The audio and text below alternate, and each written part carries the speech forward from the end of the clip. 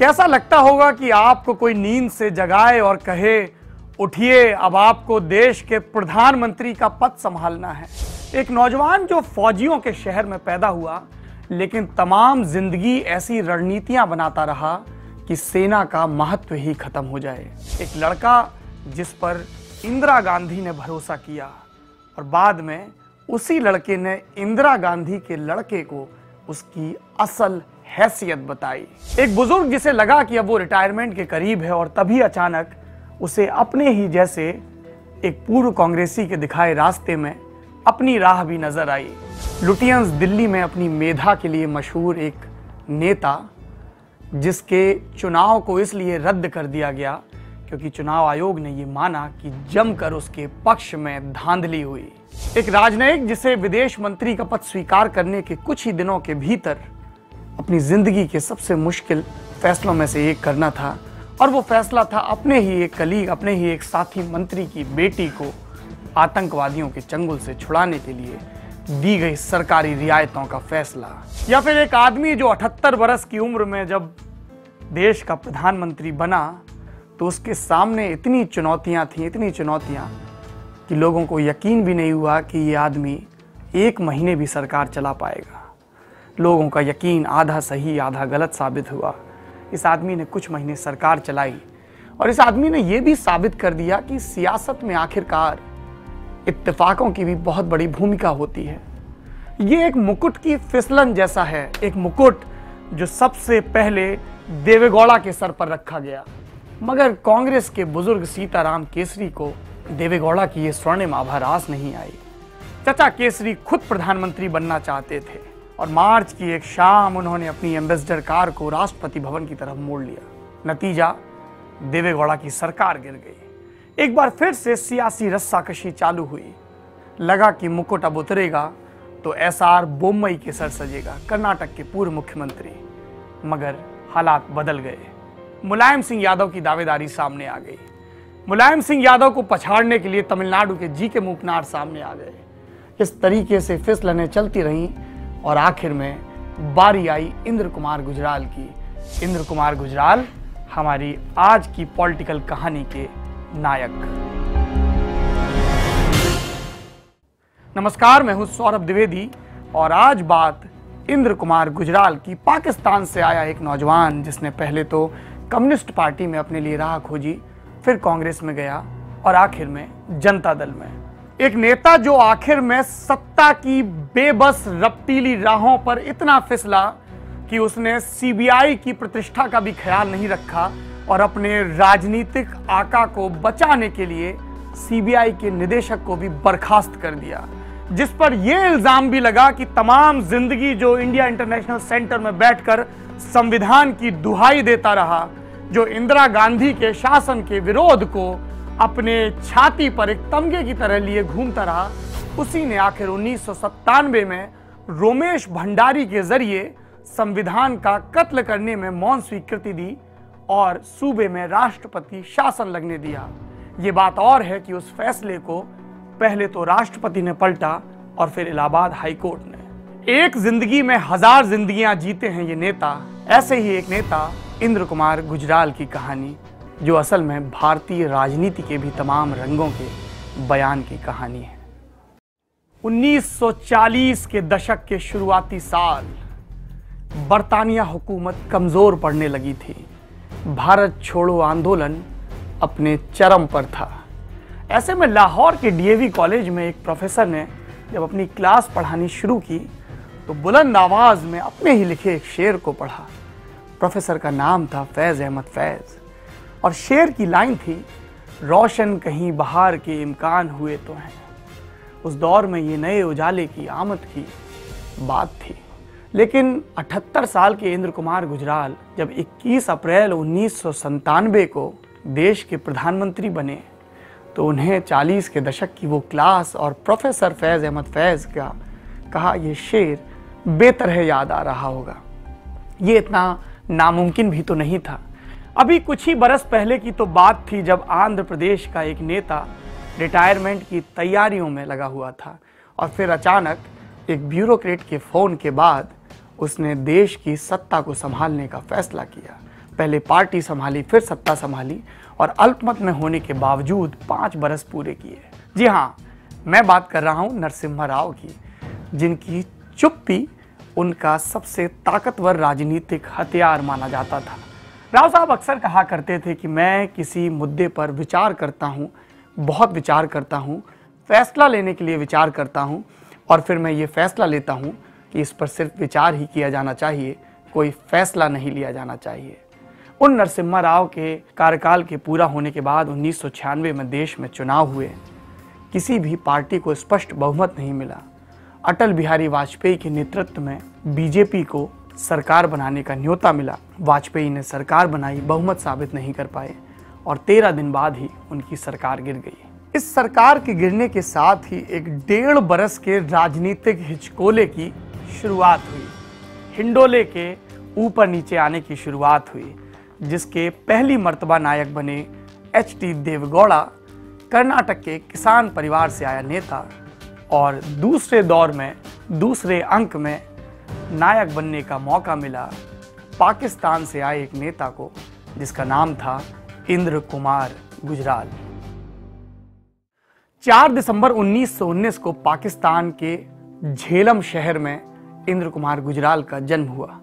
पिता पाकिस्तान की असेंबली के मेंबर रहे थे। गुजराल शुरू से ही पढ़ाई लिखाई में तेज थे, तभी वो फैज़ अहमद फैज़ के स्टूडेंट रहे थे। डीएवी कॉलेज का दौर था। ये भी देखिए कितना खूबसूरत इत्तेफाक है कि लाहौर का डीएवी कॉलेज जब पार्टीशन के बाद 2 हिस्सों में बटा तो हिंदुस्तान के हिस्से जो डीएवी कॉलेज आया उसे जालंधर में स्थापित किया गया और इंद्र कुमार गुजराल अपना पहला लोकसभा चुनाव भी 1989 में जालंधर से ही जीते थे। खैर, ये तो बात की बात है।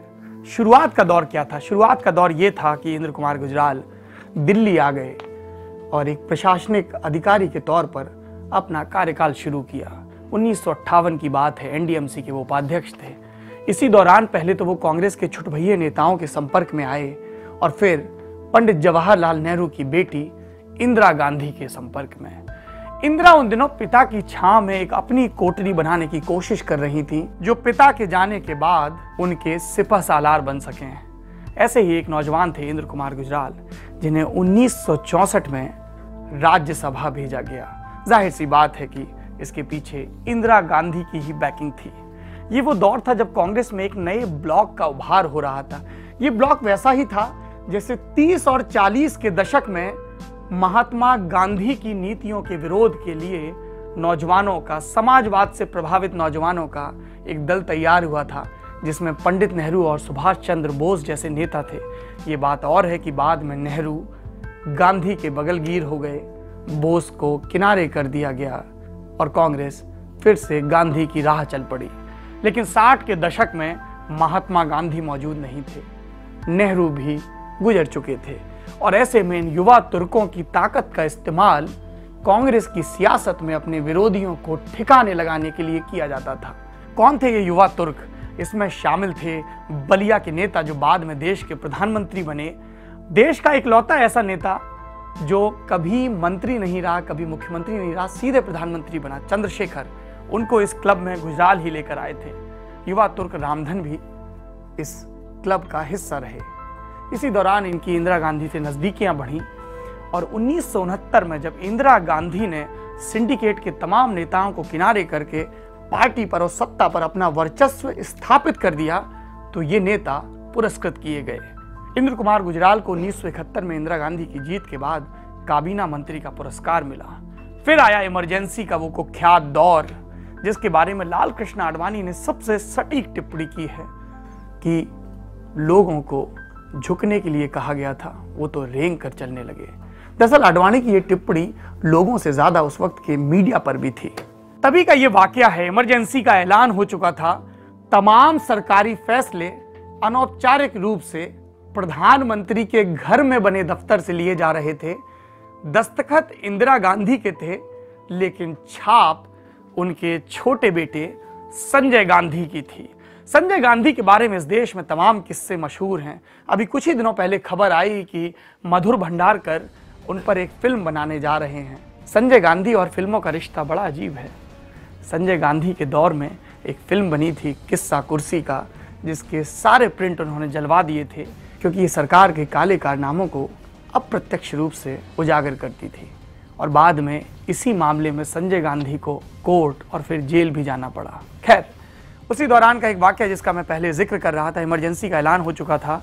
संजय गांधी चाहते थे कि तमाम मीडिया प्रतिष्ठान राग इंदिरा गाएं और इसके लिए वो निर्भर थे मम्मी की सरकार के मंत्री इंद्र कुमार गुजराल पर। गुजराल उस वक्त इंफॉर्मेशन एंड ब्रॉडकास्टिंग मिनिस्टर थे। एक सुबह गुजराल को प्रधानमंत्री के आवास तलब किया गया। जब वो वहां पर पहुंचे तो पाया कि मैडम प्राइम मिनिस्टर नहीं, उनके बेटे इंतजार कर रहे हैं। संजय ने इंद्र कुमार गुजराल को तल्ख अंदाज में कुछ निर्देश दिए। गुजराल भड़क गए। सौम्य राजनेता को अपनी नेता के बेटे का यह अंदाज कतई पसंद नहीं आया। उन्होंने संजय गांधी को, ताकतवर संजय गांधी को डपटते हुए कहा, तमीज से बात करो संजय, तुम मेरे बेटे की उम्र के हो और मैं ऑर्डर तुम्हारी मम्मी से लेता हूं, तुमसे नहीं। ये कहकर इंद्र कुमार गुजराल तमतमाते हुए प्रधानमंत्री आवास से बाहर आ गए। इंदिरा गांधी को हालात का अंदाजा हो चुका था। ना तो वो अपने बेटे को नाराज कर सकती थी और ना ही गुजराल जैसा भरोसेमंद साथी गंवा सकती थी। बीच का रास्ता निकाला गया। पहले तो इंद्र कुमार गुजराल को दूसरे मंत्रालय में भेजा गया और फिर सोवियत संघ में राजदूत बनाकर भेज दिया गया। यहाँ पर देखिए, आज के दौर में जब आपकी पार्टी के झंडे और डंडे के हिसाब से आपके कार्यकाल तय होते हैं, तब इस प्रसंग को याद करना कितना मौजू होगा। इंद्र कुमार गुजराल को सोवियत संघ का राजदूत बनाया इंदिरा गांधी ने। 1977 में चुनाव हुए। इंदिरा चुनाव हारी। चौधरी चरण सिंह और उनसे पहले मोरारजी देसाई देश के प्रधानमंत्री बने, मगर इनमें से किसी ने भी गुजराल को मॉस्को से वापस नहीं बुलाया। दरअसल उन्हें ये अंदाज़ा था कि 70 और 80 के उस दशक में जब अमेरिका पाकिस्तान के जरिए लगातार भारतीय उपमहाद्वीप में अपना दखल बढ़ा रहा है, रूस के साथ मजबूत दोस्ती कितनी ज़रूरी है और कितना ज़रूरी है, इसके लिए इंद्र कुमार गुजराल जैसे संवेदनशील और समझदार राजनयिक का मॉस्को में होना। फिर आया 80 का दौर, जब इंद्र कुमार गुजराल को लगा कि अब ना तो कांग्रेस में और ना ही प्रशासनिक रूप से किसी रोल में उनकी ज़रूरत रह गई है। लेकिन नियति ने कुछ और ही तय कर रखा था। 87 का साल आया, बोफोर्स का घोटाला सामने आया और कभी राजीव गांधी के सबसे वफादार सिपाही रहे वीपी सिंह ने ही उनके खिलाफ बगावत का झंडा उठा लिया। वीपी सिंह उस समय भ्रष्टाचार विरोधी आंदोलन के नायक बनकर पूरे देश में घूम रहे थे और इस आंदोलन की, इस नायकत्व की परिणति हुई जनता दल के रूप में। जनता पार्टी की तर्ज पर एक नया प्रयोग। हालांकि इस बार इसमें जनसंघ का नया धड़ा यानी कि भारतीय जनता पार्टी शामिल नहीं हुआ। कई सीटों पर उन्होंने रणनीतिक गठजोड़ जरूर किया।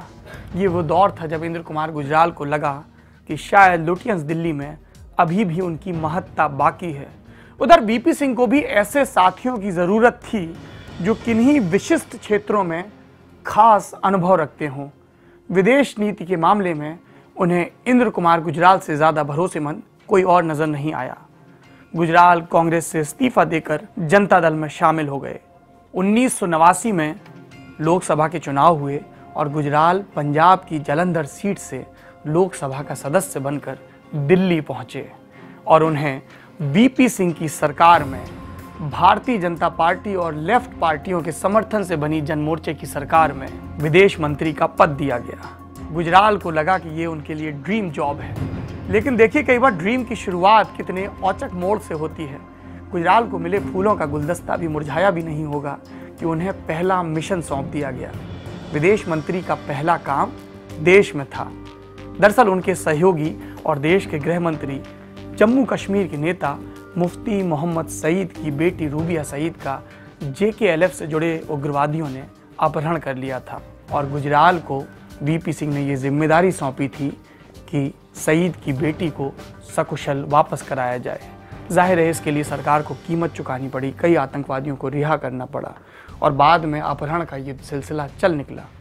मगर ये गुजराल की पहली चुनौती थी जिस पर फौरी वक्त पर वो सफल साबित हुए। फिर आया 1991 का चुनाव। ये चुनाव पहले तो जनता दल की विफलता के मुद्दे पर लड़ा जा रहा था और 21 मई 1991 के बाद बाकी बचे चरणों में राजीव गांधी की हत्या के मुद्दे पर इंद्र कुमार गुजराल भी चुनाव लड़ रहे थे। पंजाब के जालंधर से नहीं, बिहार के पटना से। ये फैसला चौंकाने वाला था। एक पंजाबी बैकग्राउंड का नेता बिहार की जमीन पर क्या कर रहा है। दरअसल बिहार में वो लालू के उभरने का दौर था और लालू प्रसाद यादव को अपनी राजनीतिक सफलताओं की शुरुआती दौर में ही ये समझ आ गया था कि अगर बिहार पर मजबूती से शासन करना है तो दिल्ली में अपने पैरोकार बनाने होंगे। और उसी कवायद में उन्होंने इंद्र कुमार गुजराल को भी साथ लिया। गुजराल वीपी सिंह के वफादार थे। लालू वीपी सिंह को अपने पाले में रखना चाहते थे। उनकी चंद्रशेखर से कतई नहीं पटती थी और दरअसल लालू को चंद्रशेखर से ज़्यादा उनके राजनीतिक शिष्य मुलायम सिंह यादव से दिक्कत थी, जो उनके पड़ोसी राज्य के मुख्यमंत्री थे। ये यादवों का सबसे बड़ा नेता बनने की भी लड़ाई थी। बहरहाल 1991 के चुनाव में इंद्र कुमार गुजराल पटना से चुनाव लड़े और जीते लेकिन लोकसभा के सदस्य नहीं बने, क्योंकि पटना के उस चुनाव में धांधलियों की तमाम शिकायतें चुनाव आयोग तक पहुंची और चुनाव रद्द कर दिया गया। ये गुजराल के राजनीतिक करियर का पहला दाग था। उन्हें फिर लगा कि अब केंद्र में कांग्रेस की सरकार आ गई है, जनता दल का प्रयोग विफल हो चुका है। जहां कहीं जनता दल बचा भी है, मसलन बिहार या कर्नाटक में, वहां पर उनके लिए कोई भूमिका नहीं है और शायद उनकी पॉलिटिक्स की रिटायरमेंट का वक्त आ गया है। लेकिन एक बार फिर नियति ने उन्हें एक खूबसूरत मोड़ पर लाकर खड़ा किया। 1992 में लालू प्रसाद यादव पटना के अपने मुख्यमंत्री आवास में बैठे राज्यसभा के सदस्यों की लिस्ट फाइनल कर रहे थे। लिस्ट क्या, कैंडिडेट्स की लिस्ट थी कि इन्हें दिल्ली भेजा जाना है 6 बरस के लिए सांसद बनाकर। तभी उनके पास वीपी सिंह का फोन आया और वीपी सिंह ने बिहार के नेताओं की उस लिस्ट में एक पंजाबी नेता का नाम जुड़वाया। उस नेता का नाम था इंद्र कुमार गुजराल। मगर दिल्ली की सियासत में विपक्ष के एक सांसद की कितनी ही भूमिका होगी, और खास तौर पर ऐसा सांसद जो बहुत ज़्यादा लाइमलाइट में आना पसंद ना करता हो। इंद्र कुमार गुजराल 70 के दशक में पहुंच चुके थे और आराम से अपनी ज़िंदगी गुजर बसर कर रहे थे, लिखाई पढ़ाई में थे।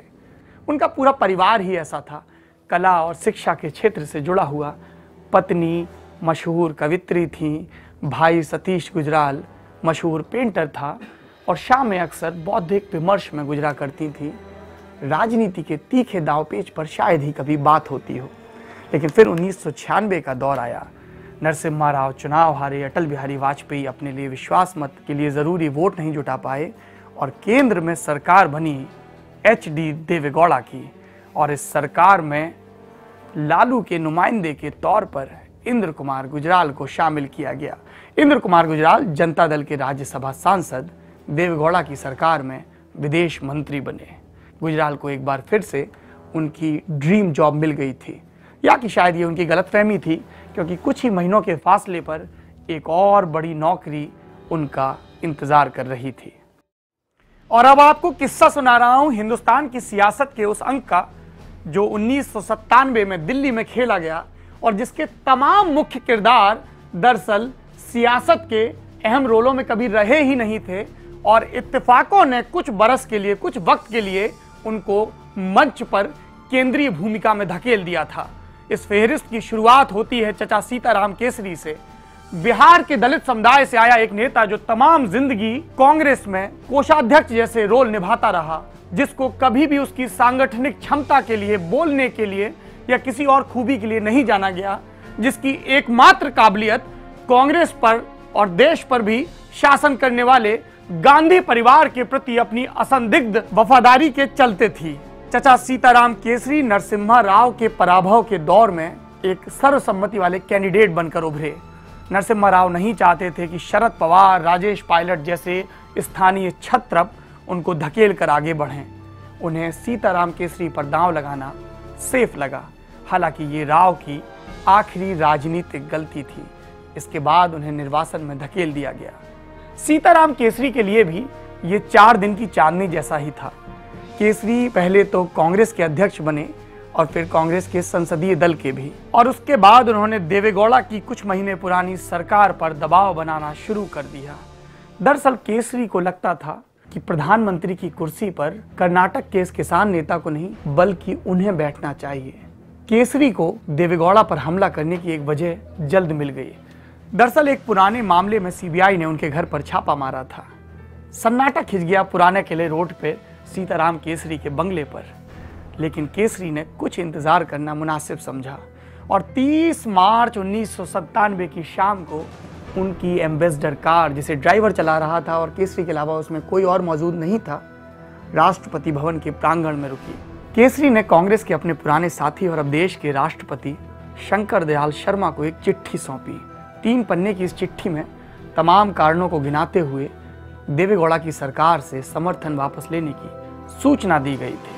केसरी वापस अपने बंगले पर लौटे और बोले, मुझे जो करना था मैंने कर दिया। संयुक्त मोर्चे को तो छोड़िए, कांग्रेस के भी तमाम बड़े नेताओं को इस फैसले में बहुत अटपटापन लगा। लेकिन केसरी जब वापस घर पहुंचे और ये खबर पूरे देश में फैली तो सबसे पहले उनके दरवाजे पर गांधी परिवार के वफादार और उस वक्त पार्टी के महासचिव आर.के. धवन पहुंचे। मुस्कुराते हुए आर.के. धवन ने पत्रकारों से कहा, वीर भोग्या वसुंधरा। इशारा साफ था, अब सत्ता पर दावेदारी कांग्रेस की होगी, सीताराम केसरी की होगी। उस वक्त कांग्रेस के एक दूसरे बड़े नेता शरद पवार, जो 1991 में नरसिम्हा राव के हाथों कांग्रेस के नेतृत्व की हार झेल चुके थे, पुणे के पास अपने फार्म हाउस में आराम कर रहे थे। सीताराम केसरी ने उनको फोन किया। शरद पवार तमाम आनाकानियां करते रहे। केसरी ने जवाब दिया, ये सब छोड़िए, दिल्ली आकर बम बम मचा दीजिए। दरअसल केसरी को यह अंदाजा था कि उनकी पीठ पीछे देवेगौड़ा सरकार कांग्रेस के तमाम सांसदों से बात कर रही है। देवेगौड़ा की प्लानिंग ये थी कि अगर उन्हें 5 साल तक सरकार चलाए रखनी है तो कांग्रेस का बाहर से समर्थन लेना मजबूत विकल्प नहीं होगा।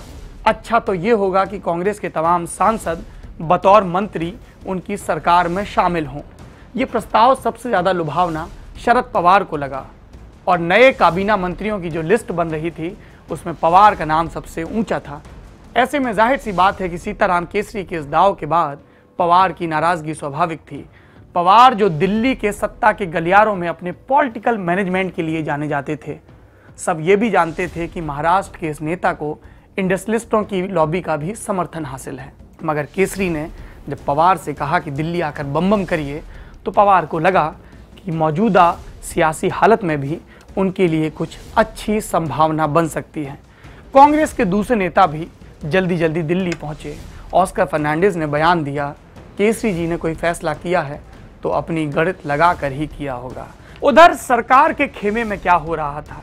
देवेगौड़ा संडे की दोपहर को सीताराम केसरी का लंच पर इंतजार कर रहे थे, मगर उन्हें खबर केसरी के आमद की नहीं बल्कि उनकी चिट्ठी की मिली। देश के रक्षा मंत्री मुलायम सिंह यादव रक्षा मंत्रालय के एक प्लेन से पटना जा रहे थे।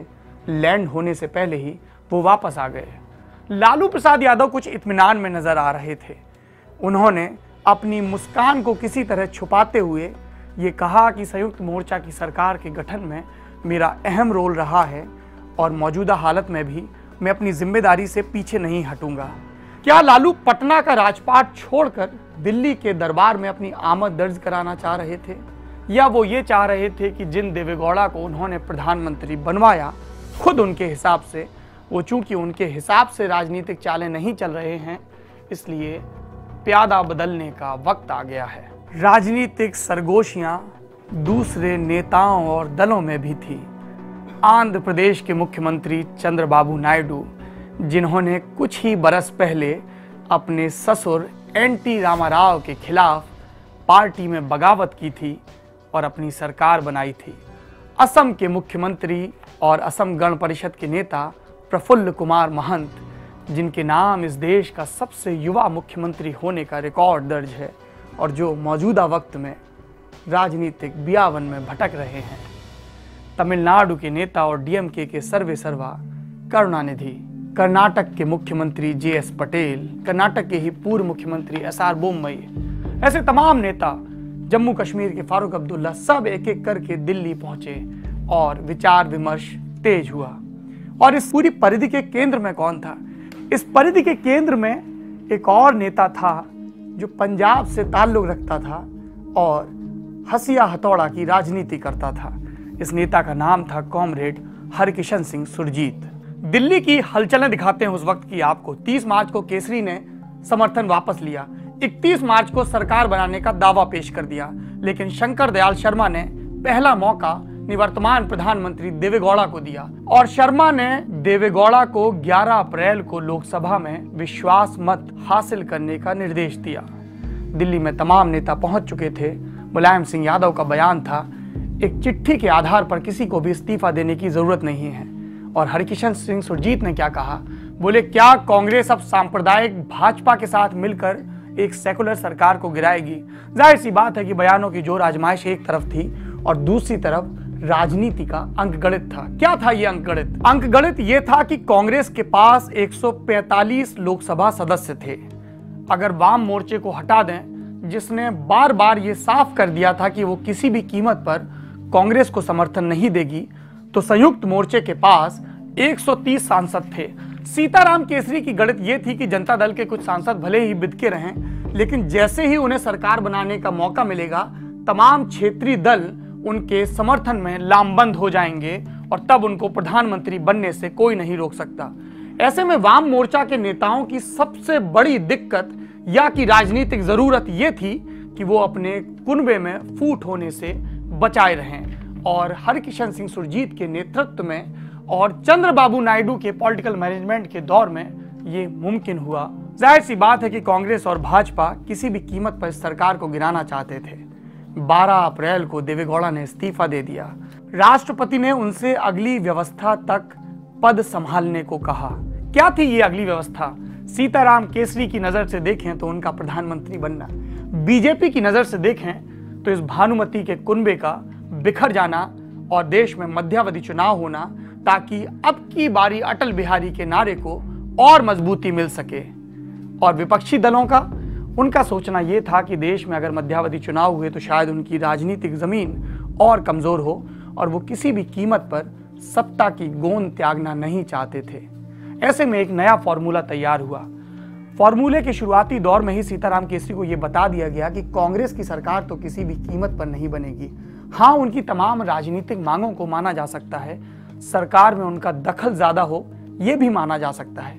और इसके बाद गोलबंदी शुरू हुई संयुक्त मोर्चे के नए नेता के चुनाव की। और अब इस राजनीतिक प्रहसन का सबसे मजेदार अंक, जहां पर मुकुट की फिसलन शुरू हुई। 12 अप्रैल को देवेगौड़ा ने इस्तीफा दिया। तमिलनाडु के कांग्रेसी नेता और 1996 में नरसिम्हा राव के एआईडीएमके के जयललिता के साथ गठजोड़ की मुखालफत करने वाले जी.के. मूपनार ने तमिलनाडु की कांग्रेस को दो फाड़ कर दिया। मूपनार और चिदम्बरम नरसिम्हा राव की कांग्रेस से अलग हो गए और राजीव गांधी के सपनों वाली कांग्रेस का दावा करते हुए उन्होंने एक नई पार्टी बनाई जिसका नाम रखा गया तमिल मनीला कांग्रेस, यानी कि टीएमसी। टीएमसी के लोकसभा में 20 सदस्य थे, साथ में डीएमके के भी 17 सदस्यों का समर्थन हासिल था।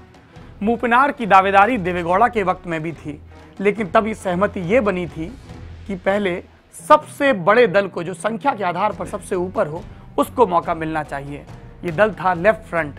संयुक्त मोर्चे में शामिल तमाम दलों ने लेफ्ट फ्रंट से ये अपील की कि वो पश्चिम बंगाल के मुख्यमंत्री ज्योति बसु को देश के प्रधानमंत्री के पद के लिए नामित करें।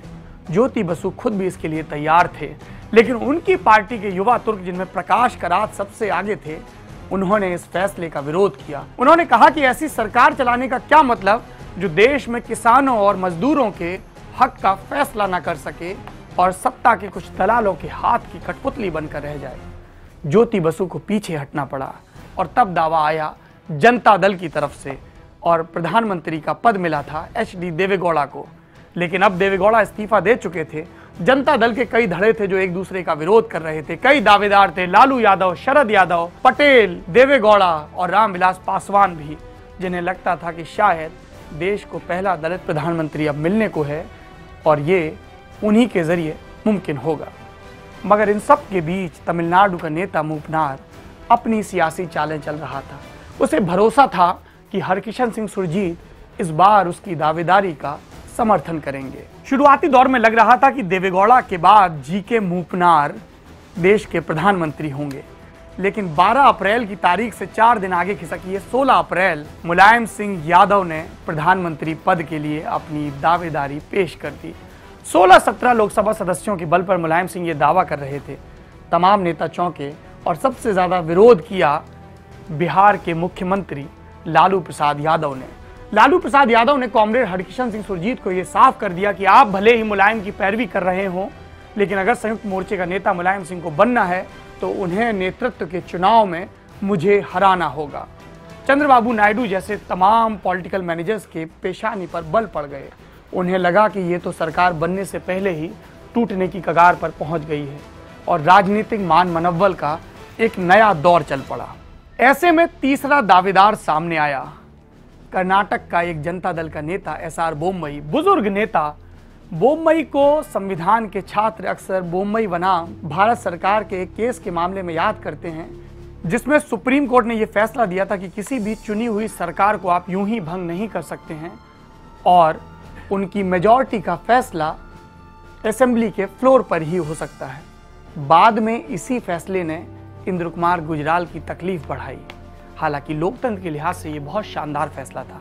खैर, एसआर बोम्मई का नाम सामने आया। कर्नाटक के मुख्यमंत्री पटेल ने पत्रकारों के सामने भी बोल दिया कि जनता दल के कैंडिडेट एसआर बोम्मई होंगे, लेकिन बोम्मई के नाम पर उनके पड़ोसी राज्यों के नेता सहमत नहीं हो रहे थे।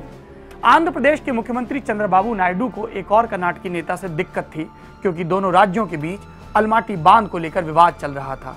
उधर तमिलनाडु के नेता करुणानिधि को कावेरी जल विवाद के चलते केंद्र में प्रधानमंत्री के पद पर कर्नाटक के एक और नेता का बैठना गवारा नहीं था। दोनों ने बहुत शालीनता से एसआर बोम्मई को अपनी असहमति के बारे में बता दिया और फिर एक ऐतिहासिक लंच हुआ। 24 अकबर रोड कांग्रेस का मुख्यालय, उससे कुछ फरलांग दूर 9 अकबर रोड शरद यादव का निवास, और यहां पर शरद यादव मेजबानी कर रहे थे अपने दो साथी जनता दल के नेताओं की, जिनके नाम थे इंद्र कुमार गुजराल और एसआर बोम्मई। तब तक शरद यादव के पास तमाम सहयोगी दलों के नेताओं के फोन आ चुके थे। उन्होंने बोम्मई को मौजूदा स्थिति के बारे में बताया और फिर लालू ने अपना आखिरी बड़ा दांव चला। लालू ने इंद्र कुमार गुजराल का नाम आगे बढ़ाया। ऐसा नहीं कि गुजराल के नाम के सामने आते ही सब सहमत हो गए, लेकिन बाद में यह पाया गया कि उनके नाम पर असहमति सबसे कम है। हालांकि मुलायम सिंह यादव अभी भी जिद पाले बैठे थे।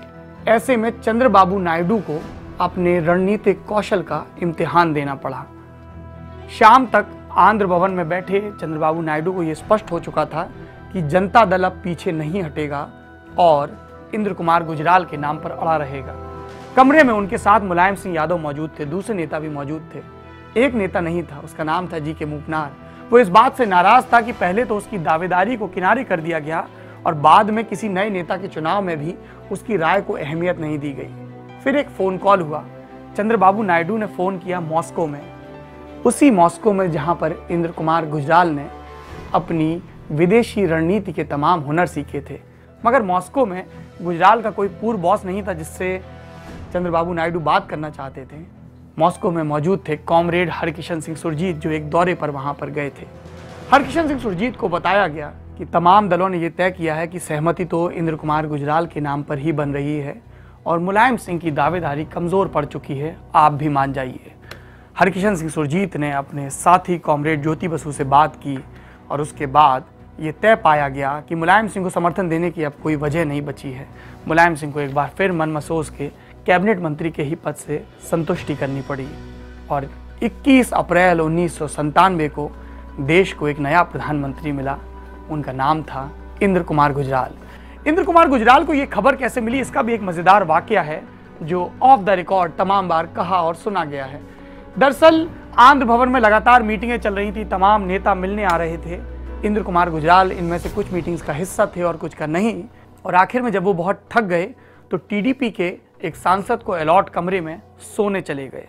जब रात में ये फैसला हुआ कि गुजराल ही अगले प्रधानमंत्री होंगे तो चंद्रबाबू नायडू ने अपने साथी सांसद को इशारा किया। सांसद जी कमरे में पहुंचे, नींद में डूबे गुजराल को जगाया और कहा, उठिए मान्यवर, आपको देश के प्रधानमंत्री के पद की शपथ लेनी है। गुजराल बहुत खुश हुए, इतने खुश कि उन्होंने अपनी तमाम झिझकों को किनारे रखते हुए उस अनजान से टीडीपी सांसद को छाती से भींच लिया और उसके बाद पत्नी और परिवार को खबर की। गुजराल को इस बात का इल्हाम था कि जो चचा केसरी खुद प्रधानमंत्री का पद संभालने की हसरत रखते हों, वो उन्हें सीट पर ज्यादा दिनों तक नहीं रहने देंगे। लेकिन गुजराल को एक प्रत्याशा से थोड़ा संबल भी मिला कि अगर नरसिम्हा राव पूरी सरकार चला सकते हैं तो वो क्यों नहीं। गुजराल को ये भी पता था कि क्या संयुक्त मोर्चा क्या कांग्रेस हर कोई मध्यावधि चुनाव की आशंका से खौफ में है और ऐसे में शायद उनकी सरकार चलती रहे। सरकार चलती रहती, लेकिन कुछ राजनीतिक चुनौतियां उनका इंतजार कर रही थीं। इन चुनौतियों के नतीजों से यह भी तय होना था कि गुजराल की सरकार का भविष्य क्या होगा, और यह भी तय होना था कि राजनेता इंद्र कुमार गुजराल को जब इस देश की सियासत का इतिहास लिखा जाएगा तो कैसे याद किया जाएगा। पहली बड़ी चुनौती इंद्र कुमार गुजराल की दावेदारी का समर्थन करने वाले बिहार के मुख्यमंत्री लालू प्रसाद यादव के खिलाफ सीबीआई की चार्जशीट। चारा घोटाले में लालू प्रसाद यादव को अभियुक्त बनाया गया था, उनकी गिरफ्तारी होनी थी और इसके लिए केंद्र की सरकार को बिहार के राज्यपाल की संस्तुति के बाद इजाजत देनी थी, लेकिन ऐसा नहीं हुआ। इंद्र कुमार गुजराल ने अपनी चादर पर दूसरा दाग लगाया। लालू को बचाने के लिए गुजराल इस हद तक चले गए कि उन्होंने उस वक्त के सीबीआई के निदेशक जोगिंदर शर्मा को पद से हटा दिया और आरसी शर्मा को उस पद पर लेके आए। हालांकि लालू के खिलाफ उनके अपने ही जनता दल में असंतोष की सुगबुगाहट शुरू हो चुकी थी।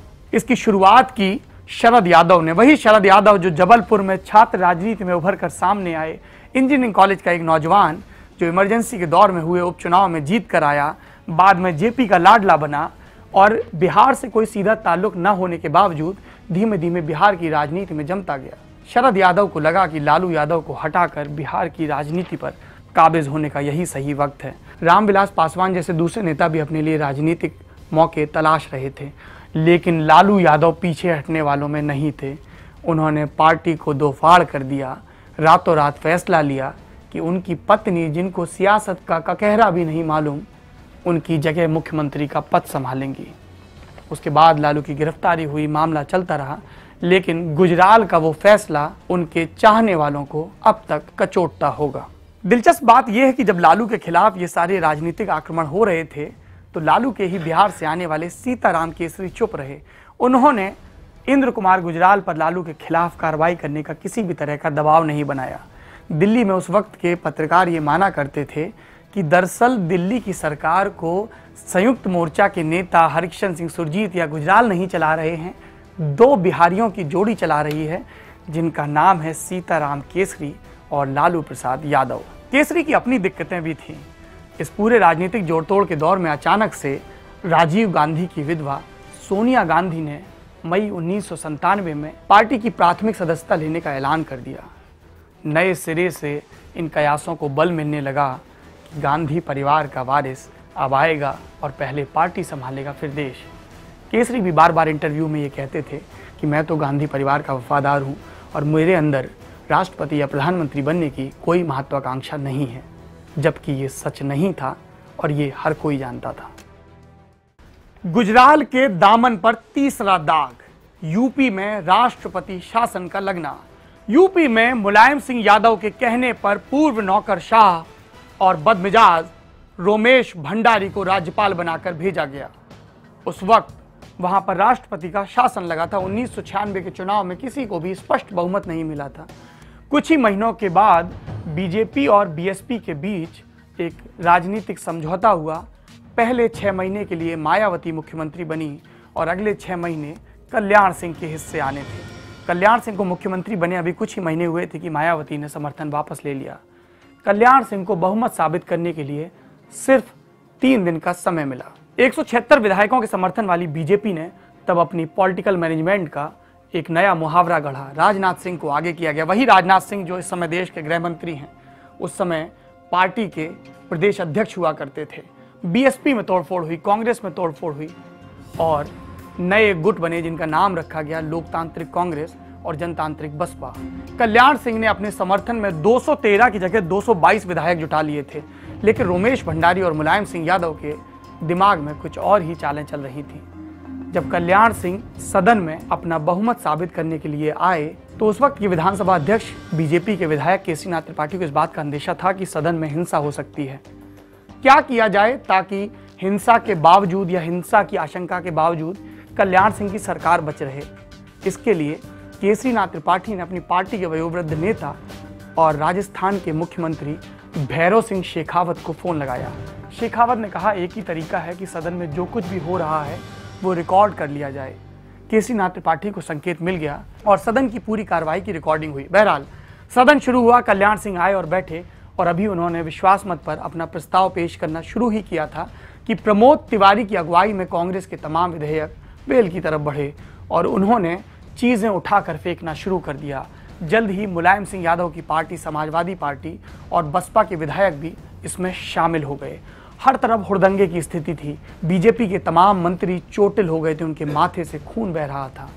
इसके बावजूद बीजेपी के विधायक सदन से बाहर नहीं गए। थोड़ी देर बाद मार्शलों की अगुवाई में कल्याण सिंह सदन से बाहर चले गए। ये एक इशारा था बीजेपी के विधायकों के लिए। दूसरी तरफ से भी जवाबी कार्रवाई शुरू हो गई।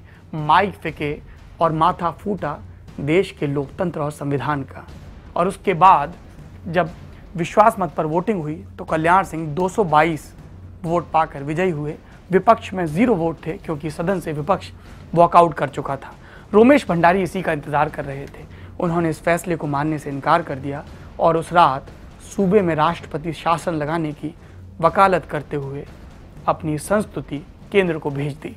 यहाँ पर गुजराल का बड़ा इम्तिहान था। एक तरफ उनके ऊपर उनके सहयोगी मुलायम सिंह यादव का दबाव था, जो किसी भी तरीके से यूपी की सियासत में अपने दखल को खत्म करने के लिए राजी नहीं थे। दूसरी तरफ संविधान था। खुद उनके सहयोगी रहे एसआर बोम्मई की नज़ीर थी, जो ये कहती थी कि सदन के पटल पर ही ये तय होगा कि किसी सरकार को जनता का, विधायकों का विश्वास हासिल है या नहीं।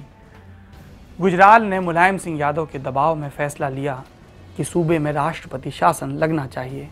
लेकिन उस वक्त देश के राष्ट्रपति थे KR नारायणन, पुराने कांग्रेसी, जिन्होंने इस फैसले को सही नहीं माना और अपनी संवैधानिक शक्तियों का इस्तेमाल करते हुए संस्तुति को दोबारा विचार के लिए गुजराल सरकार के पास वापस भेज दिया। ये एक बड़ा झटका था गुजराल के लिए। मीडिया में उनकी आलोचना हो ही रही थी और तभी इलाहाबाद हाईकोर्ट का भी ये फैसला आ गया, जिसमें रोमेश भंडारी के कदम को गलत ठहराया गया। उधर अटल बिहारी वाजपेयी के नेतृत्व में पहले ही 222 विधायक राष्ट्रपति भवन में परेड कर चुके थे। ये साफ था कि रोमेश भंडारी और मुलायम सिंह यादव के चलते इंद्र कुमार गुजराल को राजनीतिक हाराकीरी का सामना करना पड़ेगा और ऐसा ही हुआ। तब गुजराल ने एक सही फैसला लिया और दोबारा अपनी संस्तुति को राष्ट्रपति के पास नहीं भेजा। संविधान का कायदा ये कहता है कि अगर कैबिनेट दोबारा ये फैसला भेजती राष्ट्रपति के पास तो उनके पास इसे मानने के अलावा कोई विकल्प नहीं था। और आखिरी में जब कोर्ट की बात चल रही है तो एक पूर्व जस्टिस की वो रिपोर्ट जिसने ये तय किया कि इंद्र कुमार गुजराल को अब जाना होगा। जस्टिस मिलाप चंद जैन, जैन कमीशन के मुखिया, जिनको ये जिम्मेदारी दी गई थी कि देश के पूर्व प्रधानमंत्री राजीव गांधी की हत्या की वजहों की पड़ताल करे, कौन जिम्मेदार था, कौन लापरवाह था, किसकी गलती थी। जैन कमीशन ने 28 अगस्त को अपनी रिपोर्ट सरकार को सौंपी। नवंबर में रिपोर्ट लीक हो गई। तारीख थी 16 नवंबर। इसमें सबसे ज्यादा जिम्मेदार द्रमुक को माना गया था, डीएमके, जो कि संयुक्त मोर्चा की सरकार का हिस्सा थी। ये कहा गया था कि डीएमके के शासनकाल के दौरान ही तमिलनाडु में लिट्टे का मूवमेंट बहुत मजबूत हुआ और उसकी परिणति चेन्नई के पास के शहर श्रीपेरम्बदूर में राजीव गांधी के एक मानव बम के जरिए हत्या में हुई। डीएमके बौखला गया। संयुक्त मोर्चा के नेता सॉलिडेरिटी के तमाम बयान देने लगे। उधर कांग्रेस के ऊपर यह दबाव बढ़ रहा था कि वो राजीव गांधी के हत्यारों से खुद को अलग करके दिखाए। 20 नवंबर को लोकसभा का सत्र शुरू हुआ। कांग्रेस ने विरोध में नारेबाजी करते हुए यही मांग रखी कि डीएमके को सरकार से हटाया जाए। संयुक्त मोर्चे ने टूटने से इनकार कर दिया और नवंबर के आखिरी दिनों में सीताराम केसरी ने इंद्र कुमार गुजराल की कुछ ही महीने पुरानी सरकार से समर्थन वापस लेने का ऐलान कर दिया। राष्ट्रपति KR नारायणन ने कुछ दिन देखे राजनीतिक सरगोशियों को, राजनीतिक तापमान को मापने में और 4 दिसंबर को लोकसभा के भंग होने का ऐलान कर दिया। 4 दिसंबर आपको याद है ना? इसी दिन साल 1919 में अब पाकिस्तान में हो चले झेलम शहर में एक बच्चा पैदा हुआ था, इंद्र कुमार गुजराल। 4 दिसंबर 1997 देश के प्रधानमंत्री इंद्र कुमार गुजराल का बतौर प्रधानमंत्री आखिरी दिन। फिर हुए 1998 के चुनाव। अटल बिहारी वाजपेयी देश के प्रधानमंत्री बने। 13 महीने सरकार चली। जयललिता के समर्थन वापस लेने के बाद गिरी। करगिल में पाकिस्तान ने घुसपैठ की। ऑपरेशन विजय हुआ और उसके बाद अटल बिहारी वाजपेयी फिर सत्ता में लौटे और 2004 में उन्हें सत्ता से अपदस्थ किया सोनिया गांधी के नेतृत्व में कांग्रेस ने। जाहिर सी बात है कि इस सारे सियासी मंजर में इंद्र कुमार गुजराल जैसे जनता दल से जुड़े नेताओं के लिए कोई भूमिका नहीं बची थी। वो धीमे धीमे राजनीति से रिटायरमेंट की तरफ बढ़ चले। गुजराल को याद किया जाता है अपनी विदेश नीति के लिए। गुजराल पर यह इल्ज़ाम भी लगता है कि उनके विदेश मंत्री और फिर प्रधानमंत्री रहने के दौरान देश की खुफिया एजेंसियों की मजबूती को सबसे ज़्यादा नुकसान पहुंचा, क्योंकि गुजराल इस तरह की कार्रवाइयों के खिलाफ थे। 2011 में गुजराल डायलिसिस पर चले गए। 90 की उम्र हो चुकी थी, सेहत खराब होनी ही थी और अगले ही बरस उनको लंग इन्फेक्शन हुआ और अपने जन्मदिन से 4 दिन पहले 30 नवंबर 2012 को गुड़गांव में उनका देहांत हो गया।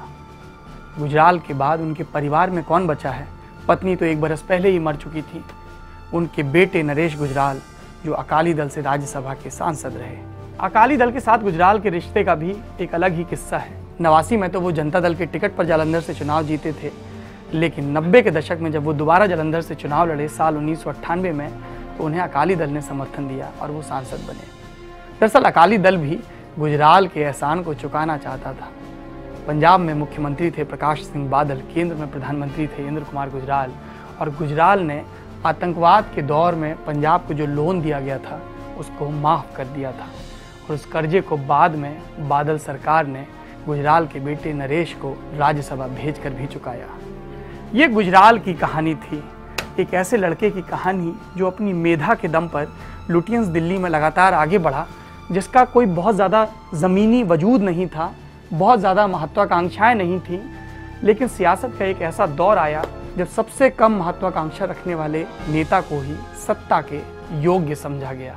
सियासत ऐसी ही होती है, वजीर पिट जाते हैं, प्यादे राजा बन जाते हैं। thelallanTop.com पर कुछ और राजाओं की कहानी, कुछ और प्रजा के नुमाइंदों की कहानी, कुछ और नेताओं की कहानी लेकर हम फिर हाजिर होंगे। शुक्रिया।